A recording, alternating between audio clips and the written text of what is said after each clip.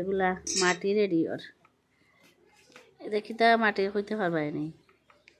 হ্যাঁ ওই দেখো এটার মধ্যে ওই দেখো রামের মুখ বানানি একটা প্রসেস আছে, কি সুন্দর প্রসেসটা একটু একটু করিয়া ওই জিনিসটা আমি হইলে এটা ঠিক আছে। এটা হইল গিয়া ফাটের গুড়ি, মানে এটারে হয় গুড়ি ফাট দিয়া মাটি দেখে মাসিমণি দেখা হচ্ছেন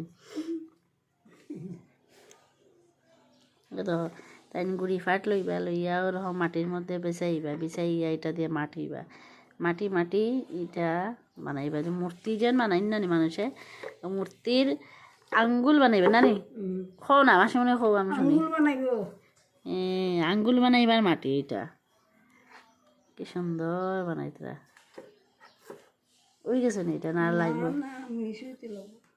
না এমনি মাটিতে লাগবো না আরো লইতে লাগবো গুড়ি ফাট আরো গুড়ি ফাট লইয়া মাটিতে এরপরে কি তা হরা লাগবো পুরা মাঠা হয়ে যাব না এরপরে এটা শেষ।